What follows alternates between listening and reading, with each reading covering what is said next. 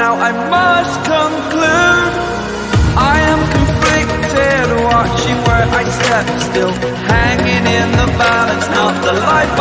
सो नमस्कार दोस्तों, जय हिंद। मैं आपका भाई उज्जवल पंवार आ गया हूँ एक और नई वीडियो लेके। सो दोस्तों, कैसे हैं आप सब? आशा करता हूँ बहुत ही बढ़िया होंगे। सो दोस्तों, सबसे पहले तो आपको स्वतंत्रता दिवस की हार्दिक शुभकामनाएं।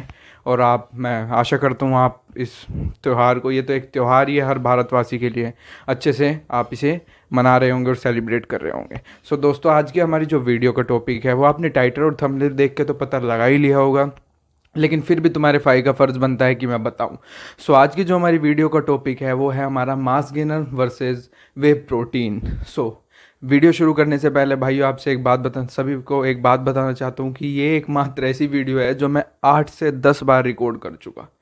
भाई इतनी मेहनत मुझे किस वीडियो में नहीं लगी, मतलब इतनी मेहनत मुझे लगता है मुझे ट्रांसफॉर्मेशन में भी नहीं लगी। कभी भाई आवाज़ लैग कर रही है, कभी भाई कैमरा, कभी माइक इशू, पता नहीं। तो चलिए, ये तो वो हो गए हमारे बहुत सारे रीज़न हो गए, अपने एक्सक्यूज़ेज़। अब वीडियो शुरू करते हैं। तो सबसे पहले अगर कोई भी बंदा वर्कआउट करता है या फिर जिम जाता है तो सबसे पहले उसके दिमाग में एक चीज़ आती है कि भाई मुझे सप्लीमेंट लेना है। उसके अंदर एक चुल होती है भाई सप्लीमेंट लेने की। तो सप्लीमेंट लेने के लिए फिर वो जब वो किसी से नॉलेजेबल बंदे से पूछता है कि कौन सा सप्लीमेंट लूँ, तो उसे 2 सप्लीमेंट मोस्टली सजेस्ट किए जाते हैं। सबसे पहला तो अपना होता है हमारा वे प्रोटीन और दूसरा होता है हमारा मास गेनर। जब मैं भी अपना लीन बल्किंग पे जाने वाला था, मतलब वेट लॉस कर लिया था मैंने, तो मैं भी अपना यही सोचता था कि भाई मैं कौन सा सप्लीमेंट लूँ।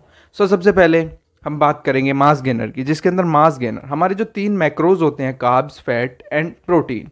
सो हमारा जो मास गेनर है वो हाई इन कार्ब्स होता है और फैट होता है, उसमें प्रोटीन सबसे कम होता है। और जो हमारा दूसरी side on the other hand जो हमारा वे प्रोटीन है, इट कंटेन्स 70 to 75% प्रोटीन, अगर आप कंसनट्रेट की तरफ भी देख रहे हैं। सो उसके अंदर फैट और कार्ब्स बहुत ही कम होते हैं। सो मास गेनर का एक हमारे यहाँ बंदों ने एक बहुत अच्छा मिथ बनाया हुआ है कि भाई अगर तुम मास गेनर का डब्बा खाओगे तो भाई तुम्हारा वेट गेन होगा, जब तुम डब्बा खाना छोड़ दोगे तो तुम्हारा वेट लॉस हो जाएगा। सो मेरे भाइयों, ये मिथ बिल्कुल ही खराब और नीचे लेवल का ये आपकी एक ब्लंडर मिस्टेक है। यह आपकी मिस्टेक इसलिए है कि अगर मान लीजिए आप मास गेनर खा रहे हैं, आपका 60 kg वेट है और 65 हो गया, आपने मास गेनर खाना छोड़ दिया, तो आप भाई अब 65 kg के हो गए, अब आपकी मेंटेनेंस कैलोरीज अलग हो गई। And if you are eating still 60 kg वाली मेंटेनेंस कैलोरी, तो आप कैलोरीज डेफिसिट में जाके आपका वेट लॉस होगा ही होगा। सो ये आप मास गेनर को ब्लेम इस पॉइंट पे तो आप मास गेनर को ब्लेम नहीं कर सकते। लेकिन मास गेनर की एक खासियत ये है, ये जल्दी रिजल्ट देता है। आप इसे खासियत और नुकसान दोनों कह सकते हैं, क्योंकि खासियत ये रिजल्ट जल्दी देता है और हमारे यहाँ बंदों को रिजल्ट जल्दी ही चाहिए। ये बात मैं भाई शर्त से कह सकता हूँ, हर बंदे को जल्दी रिजल्ट चाहिए अपनी बॉडी पे।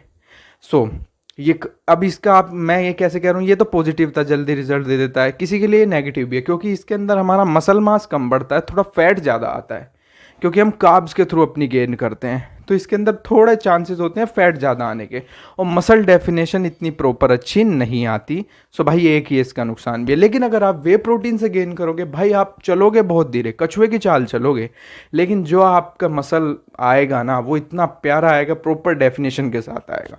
सो वे प्रोटीन की एक खासियत है। सो मास गेनर में क्या है, मास गेनर इसीलिए mass gainer high in calories तो होते हैं, लेकिन मास गेनर का एक ड्रॉबैक ये भी है कि आप वो कार्ब्स ज़्यादा होते हैं उनमें और फैट ज़्यादा होते हैं, प्रोटीन कम। अब देखिए, अगर आप अपनी किचन में जाएंगे और देखेंगे कि ऐसा सोर्स जहाँ पे कार्ब्स ज़्यादा हैं और फैट ज़्यादा है और प्रोटीन कम है, ऐसे आपको हज़ारों सोर्स मिल जाएंगे अपनी किचन में भी।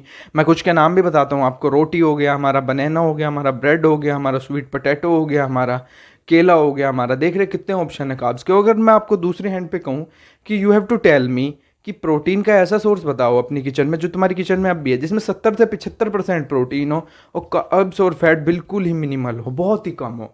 सो आप भी कंफ्यूज हो जाएंगे भाई, कंफ्यूज हो जाएंगे। बता देंगे चिकन ब्रेस्ट, बता देंगे आप फिश, बता देंगे आप, लेकिन वेजिटेरियंस के लिए और मुश्किल हो जाती है ये चीज़। That's why we have to approach to whey protein. और अगर कार्ब्स के आपको इतने सोर्स ढूंढने ही है, मास गेनर खाना ही है, तो you have to prepare a mass gaining shake and smoothie at your home.